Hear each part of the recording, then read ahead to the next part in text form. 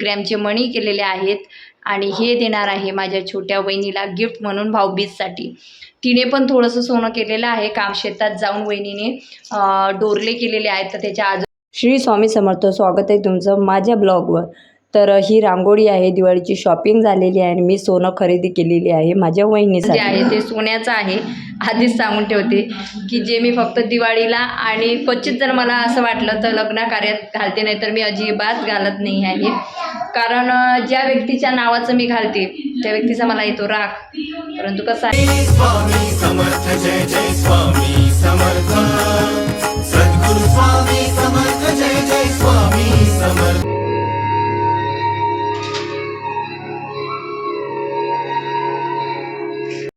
तर तुम्हाला माहिती आहे माझ्या इथं आता मोठा कार्यक्रम झाला गौरी पूजनचा, ज्याचे ब्लॉग मी आता टाकतच आहे.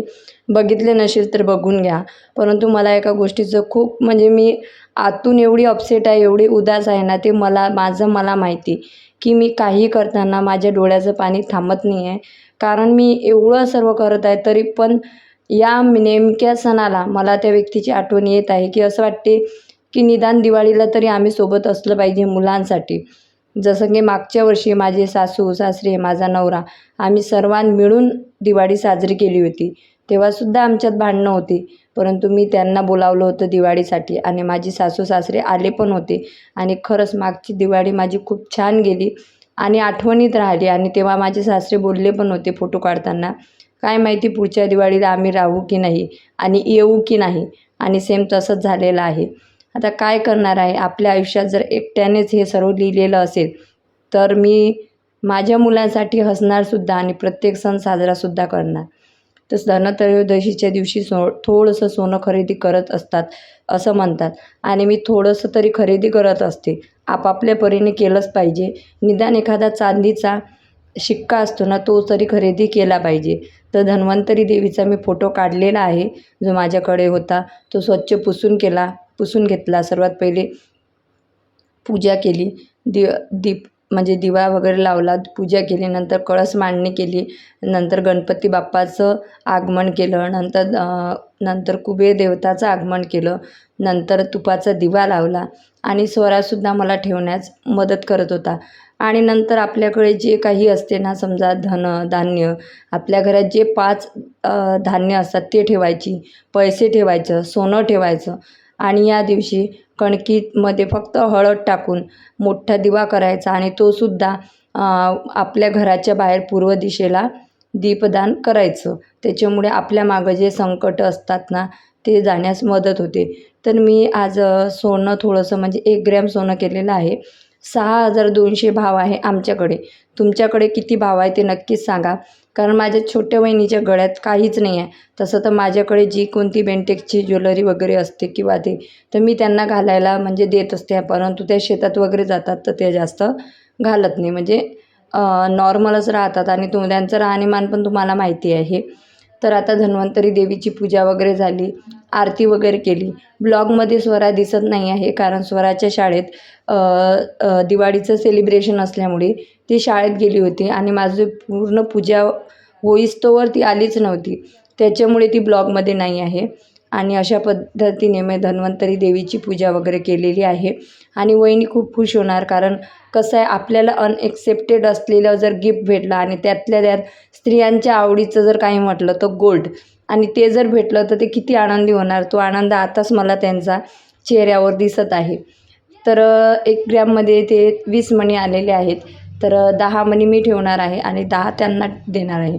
कारण माझी जी छोटी पोत आहे ना, त्याच्यात पण मला मणी पाहिजे होते. तर त्याच्यामुळे आता त्यांना 10 देणार, 10 मी ठेवणार आणि बघूया नेक्स्ट दिवाळीलासुद्धा काही ना काही देऊया. कारण मी भाऊबीजला माझ्या भावाला कपडे घेते, वहिनीला साडी देते आणि मुलांना कपडे. मग मी विचार केला की कपडे ते एक वेळचे फाटूनच जातात, परंतु सोनं नेहमी कामात येते. कारण मुलांना कसं आता त्यांच्या आईबाबांनी पण ड्रेस घेतलेला आहे आणि वहिनी माहेरी जाते तर त्यांचा भाऊ पण ड्रेस त्या मुलांना घेतोच.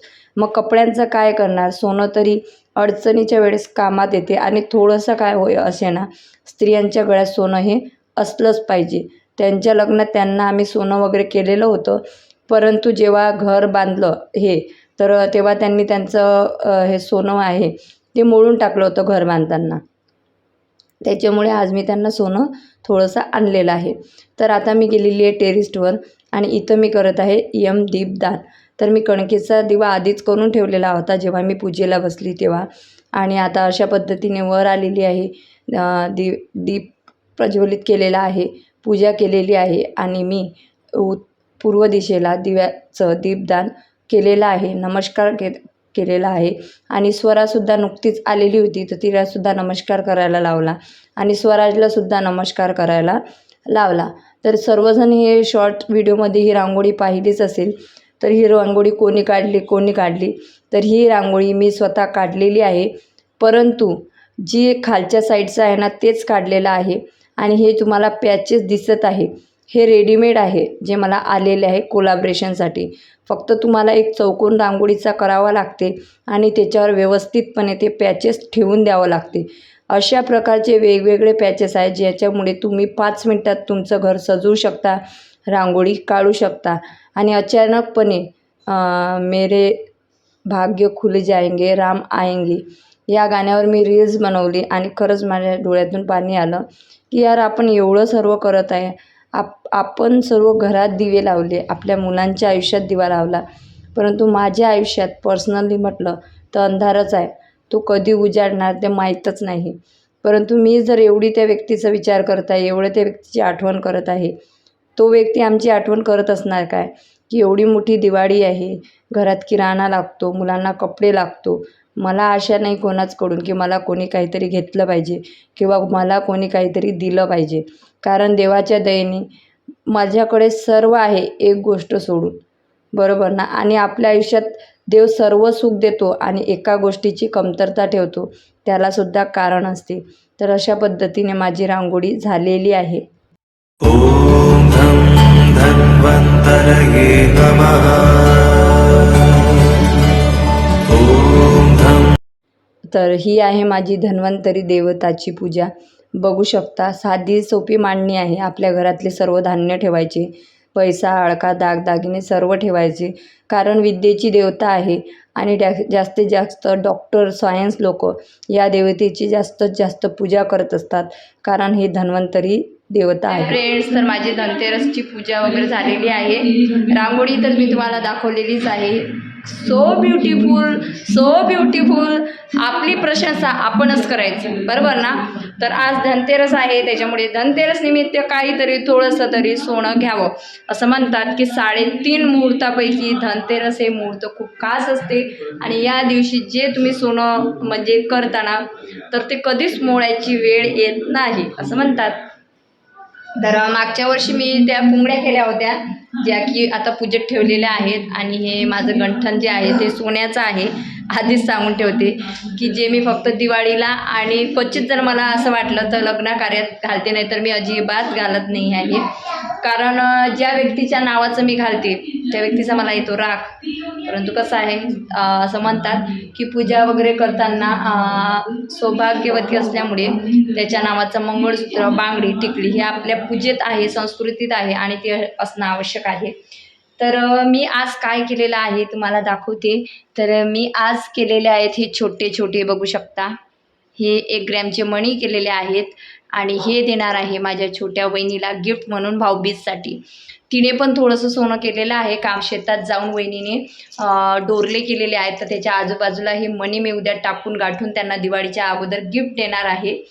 तर आणि हे तुम्हाला झुमके माहीतच आहेत हे. तर हे झुमके पण मी इथं पूजेत ठेवलेले आहेत आज. आणि अजून जे माझ्याकडे गोल्ड आहे ते. तर उद्या वहिनीला माझ्याकडून सोनं गिफ्ट आहे आणि आईला मी ते झुमके दिले होते ते तर तुम्हाला माहितीच आहे. तर चला आता मला स्वयंपाक करायचा आहे, तर सगळ्यात अगोदर आपण स्वयंपाक करूया.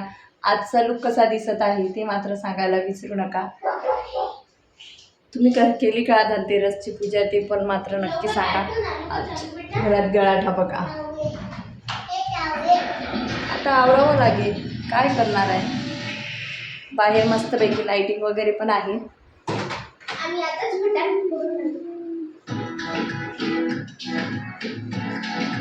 चलो अभी खाना बनाएंगे. नंतर आम्हाला फराळाचं वगैरे दिवाळीचं करायचं होतं. माझ्या घरी फराळाचं आहे आणि रेडीमेड पण आलेलं आहे मला कोलॅबरेशनसाठी. आणि खाली चकल्या वगैरे करायच्या होत्या, त्याच्यामुळे आई बोलली की खालीच जेवण कर. स्वयंपाक वगैरे आईनेच केला असता. मस्त कळण्याच्या भाकरी केल्या होत्या, भात फोडणी दिला होता आणि मस्तपैकी तिळाची चटणी आणि हे केली होती. आणि आम्ही इथं करत आहोत जेवण.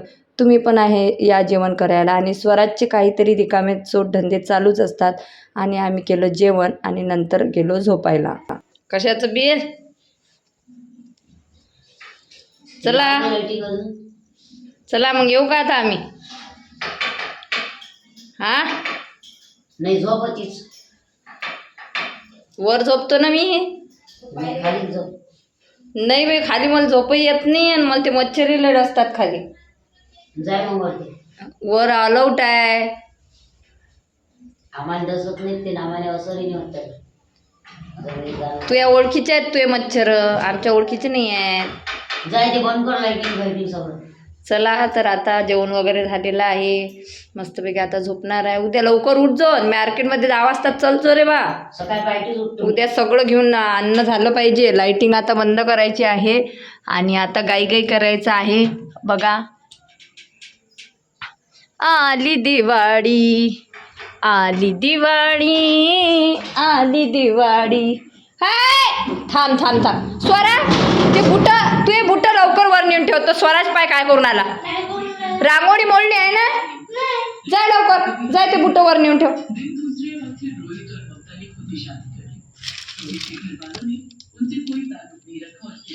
तर चला आता आम्ही झोपणार आहे. तर तुम्ही पण झोपा, आम्ही पण झोपतो. तर आजचा ब्लॉग आवडला असेल तर तुम्ही लाईक करा, कमेंट करा, शेअर करा आणि सबस्क्राईब करा.